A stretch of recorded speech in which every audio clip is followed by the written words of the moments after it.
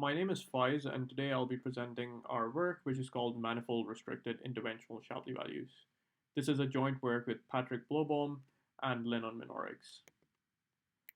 Consider the example of a bank which uses a predictive model to predict the creditworthiness of different loan applicants based on their data.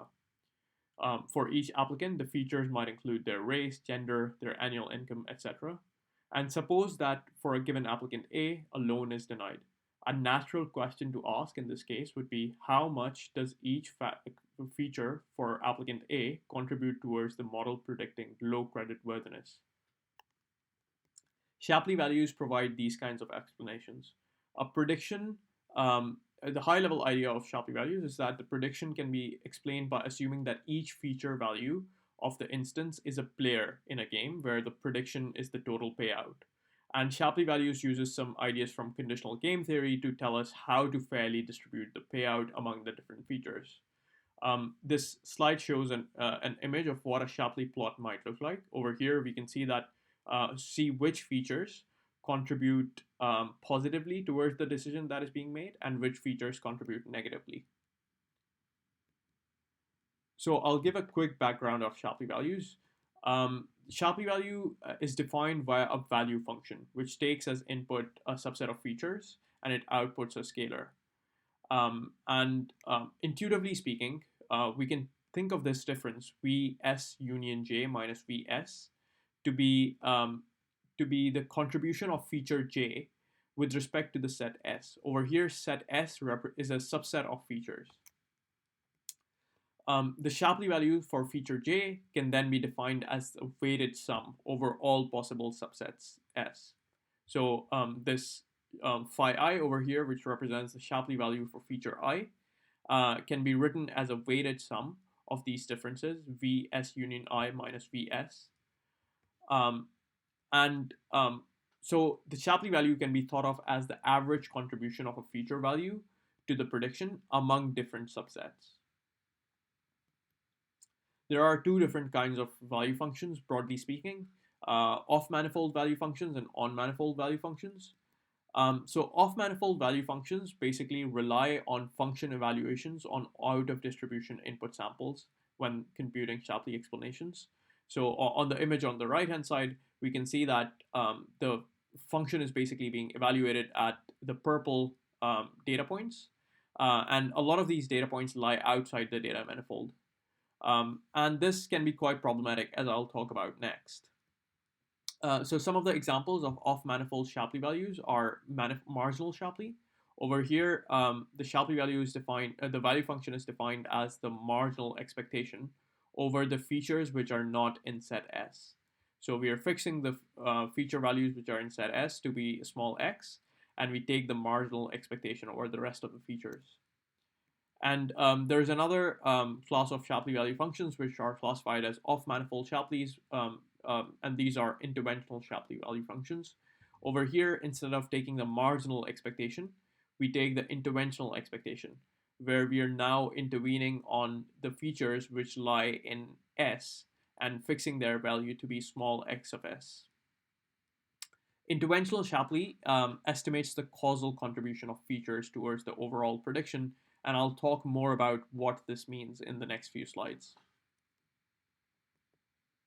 So the major limitation of off-manifold value functions is that these functions evaluate the model outside its domain of validity, where it hasn't been trained. And I'll illustrate this through a very toy example.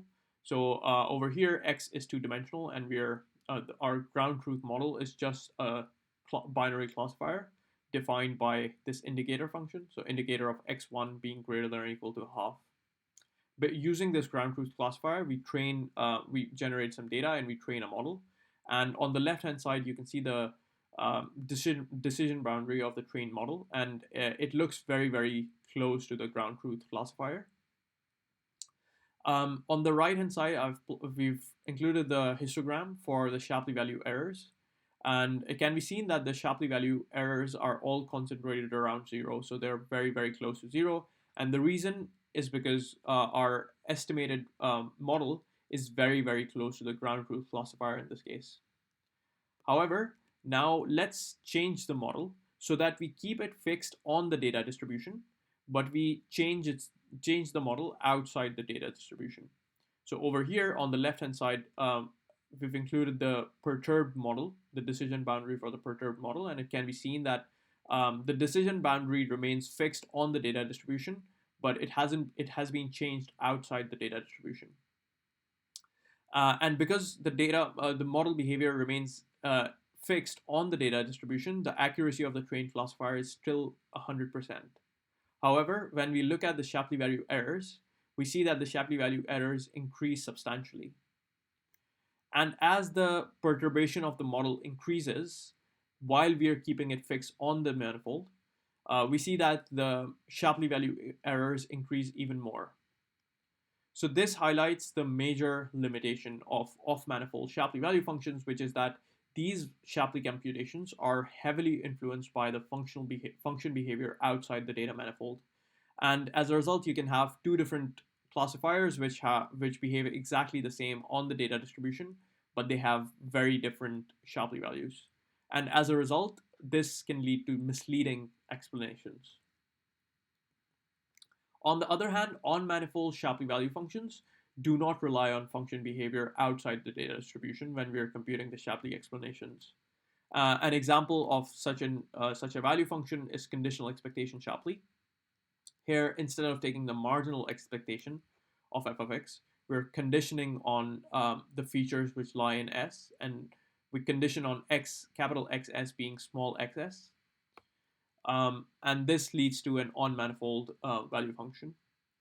And there's another one which has recently been proposed, which is called random joint baseline Shapley. Over here, we are taking the marginal expectation, but we are multiplying the function by the density, the joint density of the features. So intuitively speaking, even if a given data point lies outside the data manifold, it has little to no effect on the computed Shapley value because the density value at that data point is going to be very, very small, very, very close to zero. However, these on-manifold Shapley value functions also have a limitation, which is that these Shapley values are often very highly dependent on feature correlations. And again, I'll illustrate this through a toy example. Over here, we've got a simple two-dimensional X space where the ground truth model is f of x1, x2 is equal to x1. So the model only depends on the first feature. Now, the image on the left-hand side shows that the features x1 and x2 are very highly positively correlated. And as a result of this positive correlation, the conditional expectation Shapley gives equal importance to x1 and x2, even though the model only depends on x1. And you can see that the ground truth the ground truth Shapley value gives 100% importance to x1 because the ground truth model only depends on x1. But conditional Shapley values gives equal importance to both features. So the limitation of on-manifold value functions is that if you have multiple features which are positively correlated, then these value functions will give equal importance to all of these features, even if the model only depends on one of them. So to solve these problems, we propose an alternative value function, which is ManifoldShap. At a high level, ManifoldShap is a value function which restricts the model evaluations to the region of interest, Z. And these region of interest, Z, can be thought of as the data manifold. The image on the right-hand side illustrates that the ManifoldShap does not evaluate the model outside the domain of interest or outside the manifold. The technical definition of ManifoldShap is as follows. So let Z be an open set which satisfies this positivity condition. This positivity condition says that the interventional probability of X lying in the set Z, where we are intervening on the features in XS, is positive. And we assume that the data point X, where we want to estimate the Shapley value, is also in Z. And this makes sense because Z is the data manifold. Then we define the manifold Shapley value function on Z as follows. So over here, you can see that this looks very, very similar to interventional expectation. However, there's a crucial difference. Here, in addition to intervening on the features in S, we are also conditioning on X lying in Z. In other words, we are only taking into account the data points where the data points which lie on the manifold. So we are only evaluating the model on the data manifold itself. In practice, Z can be chosen to be the data manifold or any other region of interest. And one way of choosing Z, which we explore in our work, is based on the density values. So we define Z as the set of data points where the density is above a certain threshold epsilon. We show how to estimate these regions using kernel density estimation and variational autoencoders. Next, we talk about the robustness of ManifoldShap. So the idea over here is that changing the function in regions of small mass should not result in drastic changes in the computed Shapley values.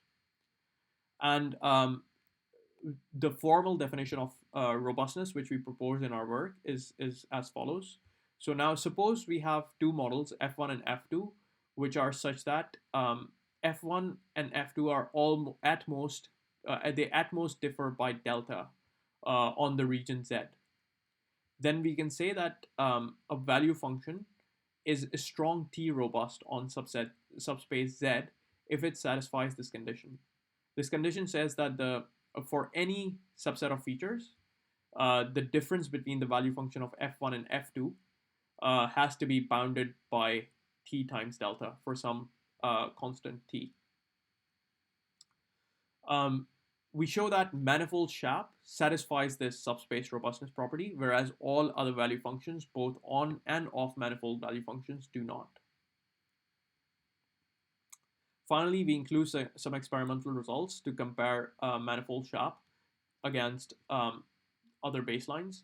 We're considering Compass dataset over here, which captures detailed information about the criminal history of 6,000 defendants from a US county. This dataset includes their criminal history, their jail and prison time, their demographic features like race, and their risk scores. Now, using this dataset, we define a ground truth function, a ground truth model, which only uses race to make predictions. This is just a binary classifier, which is only using the feature race for classification. And for the perturbed model, we define a model which perturbs this ground truth model outside the data manifold and instead uses a synthetically created feature called unrelated column to make predictions. One important thing to note over here is that this unrelated column is positively correlated with the feature race. And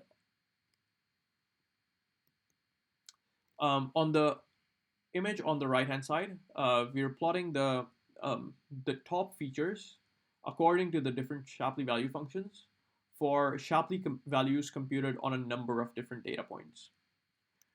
So you can see that for the ground truth model, the ground truth Shapley values gives attributes race as the top features for all of the data points, which is correct because the ground truth model only uses race to make predictions. Whereas all the other baselines, apart from ManifoldShap, do only show race as the top feature for around 25% or even less of the data points.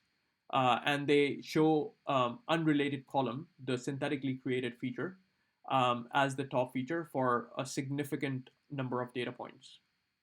This is because our perturbed model is using this synthetically created feature. On the other hand, if we look at ManifoldShap, we can see that the ManifoldShap basically shows race as the top feature for roughly over 80% of the data points. And also, it does not show unrelated column as the top feature for any of the data points. So it correctly identifies that unrelated column is not being used on the data manifold at all. Finally, over here, we are including some of the Shapley value errors for ManifoldShap as well as the baselines. And it can be seen that ManifoldShap has very small errors compared to the other baselines. Of course, the ground truth Shapley values have zero errors. Finally, to conclude, ManifoldShap is a Shapley value functions which provides robust explanations. Um, it's robust to off-manifold perturbations of the model, and also it remains accurate and close to the ground truth interventional Shapley values. Thank you for listening. Please check out our paper for more details.